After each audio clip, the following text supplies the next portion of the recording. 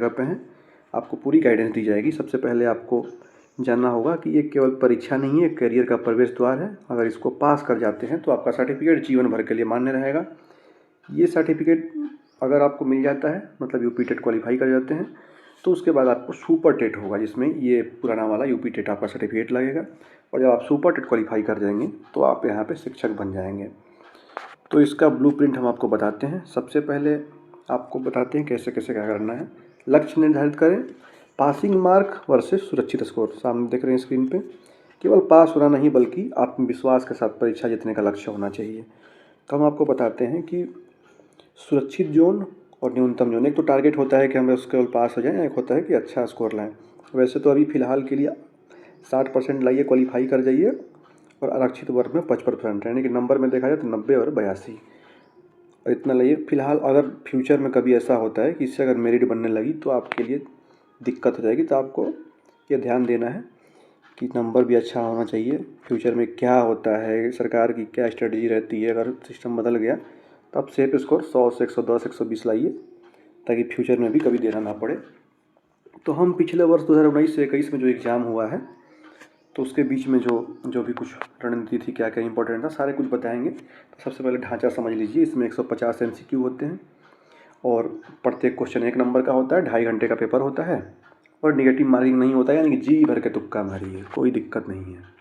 तो चलिए आगे दिखाते हैं आपको क्या क्या करना है। सबसे पहले पेपर 1 पेपर 2 जानते हैं, एक प्राथमिक होता है, एक उच्च प्राथमिक होता है। मतलब प्राथमिक मतलब 1 से 5 और उच्च प्राथमिक मतलब 6 से 8।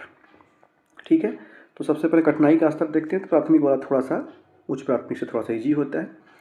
दूसरी बात, सामान्य विषय में अगर 90 नंबर है तो देखिए दोनों में कॉमन है, बाल विकास भाषा और भाषा 1 2, ये दोनों में कॉमन है। इसको भी देना है, बाल विकास यानी CDP, पेपर 1 पेपर 2 इनको भी देना है, उनको भी देना है। तो ये तो कॉमन पेपर है। सबसे निर्णायक विषय है 60 नंबर का। 60 नंबर में देखिए, 60 नंबर में गणित और पर्यावरण, ये 30-30 नंबर का आता है। ये PRT का है। और जब इसमें आ जाएंगे तो गणित विज्ञान 60 नंबर में 30-30 हो जाएगा, और सामाजिक विज्ञान में 60 नंबर स्पेशली आएगा। तो ये अलग अलग इन दोनों का ढांचा है। अब हम लोग आगे आपको स्लाइड में दिखाते हैं। अब विषय और अंकों का समान विभाजन आपको दिखाते हैं। 150 में कैसे आपको क्या करना है। तो देखिए CDP जो आती है वो 30 नंबर की आती है। उसके बाद 30 नंबर का पर्यावरण आता है, ये PRT पेपर 1 का है, ध्यान रखिएगा। भाषा 1 हिंदी जो कि 30 नंबर का आएगा, और भाषा 2 जो आप सिलेक्ट करेंगे, अंग्रेजी उर्दू संस्कृत जो भी आपका मन सिलेक्ट कर सकते हैं, तो इसमें भी 30 नंबर का आएगा। और गणित जो है वो 30 नंबर का आएगा। मतलब इसमें देख रहे हैं, एक सेक्शन है, एक सेक्शन है, ये और ये 5 सेक्शन है, कुल मिला के 150 नंबर है। इस सेक्शन में 30-30 मार्क्स का आएगा। सभी विषयों का वेटेज समान है, किसी एक भी विषय का नज़रअंदाज करना घातक हो सकता है। तो अब नेक्स्ट स्लाइड में आपको बताते हैं कि पिछले वर्षों के प्रश्न PYQ सफलता की असली कुंजी। देखिए हर साल कंसेप्ट 70 से 80% PYQ के दोहराए जाते हैं, और ये प्रश्न हूबहू 6 से 10 क्वेश्चन तो ऐसे ही उठा कर रख दिया जाता है। तो सबसे पहले आपको करना क्या है, PYQ हल करें, NCERT और SCERT को बढ़िया से पढ़ के जाएँ। कमजोर टॉपिक जो आपका दिक्कत है, मॉक टेस्ट देंगे तो खुद ही समझ में आ जाएगा। सबसे पहले विश्लेषण EVS का करते हैं। तो परिवार और आवास, इसमें यातायात का खेल, स्थानीय मेले, व्यवसाय, भोजन, जल, आवास। ध्यान दें UPTET EVS में उत्तर प्रदेश के भूगोल, नदियाँ, पठार, भारतीय संविधान प्रस्तावना, मौलिक अधिकार से भी 4 से 5 प्रश्न पूछे जाते हैं। तो इसको आप अलग से पढ़ना होगा, क्योंकि ये CTET से थोड़ा सा अलग है। अब नेक्स्ट स्लाइड में देखते हैं हिंदी भाषा। हिंदी भाषा तो विषय विश्लेषण हिंदी भाषा, व्याकरण और साहित्य का सही संतुलन। तो सबसे पहले देखिए व्याकरण और सर्वाधिक वेटेज जो है वो संधि, समास और वर्णमाला के, इस पर बहुत क्वेश्चन आते हैं। मतलब जान लीजिए कि 30 क्वेश्चन में 23 क्वेश्चन तो इसी से आ जाएंगे। और मध्यम वेटेज में फोकस करना है आपको लेखक का, उनकी रचना का, तुलसीदास, भारतेंदु हरिश्चंद्र, अमीर खुसरो। बहुत लोग याद नहीं कर पाते इसको, तो अगर ये भी अगर पूरा अच्छे से करके जाइए तो 23 नंबर तो ये क्लियर हो जाएगा। और अपठित गद्यांश से आप 2 से 5 प्रश्न कर ही लेंगे, मतलब 27-28 क्वेश्चन तो ईजिली आप कर सकते हैं, इससे कोई दिक्कत नहीं होती है। तो अगर इसमें कोई दिक्कत है थोड़ा बहुत हल्का फुल्का पढ़िए, ज़्यादा इसी पे फोकस करिए, ये तो ऐसे ही हो जाएगा। चलिए नेक्स्ट स्लाइड में आपको दिखाते हैं कि CDP सर्वाधिक स्कोरिंग विषय क्यों है। 2019 से 2020 प्रश्न विश्लेषण के आधार पर प्राथमिकता, समावेशी शिक्षा और प्रेरणा, इससे 4 क्वेश्चन आता है, इसको आप पहले स्टार मार्क बनाइए। इसके परिभाषाएं और सूक्ष्म शिक्षण 7 क्वेश्चन आता है, और सिद्धांत से 8 क्वेश्चन, ये रट्टू तोता बोल सकते हैं इसको, 8 से 10 क्वेश्चन मान के चलिए। इसमें थार्नडाइक, पियाजे और वाइगोत्स्की ये तीनों तो इनको फिक्स मान के चलिए कि आना ही आना है, तो इनको आप पढ़ के जाइए। CDP वैचारिक स्पष्टता पर निर्भर है, रटने से ज़्यादा समझने पर जोर दें, क्योंकि CTET भी आएगा आगे, उसमें भी देना होगा, बट इसमें थोड़ा रटना ही ज़्यादा होता है। तो चलिए नेक्स्ट स्लाइड में आते हैं। गणित के लिए आपको बताते चलें, यहाँ पे 22 क्वेश्चन जो होता है वो अंक गणित और बीज गणित से आते हैं, जिसमें प्रतिशत, संख्या, प्रणाली, मापन ये स्पेशल है, और 8 क्वेश्चन जो है क्षेत्रमिति, ज्यामिति, बुनियादी आकार और सूत्र।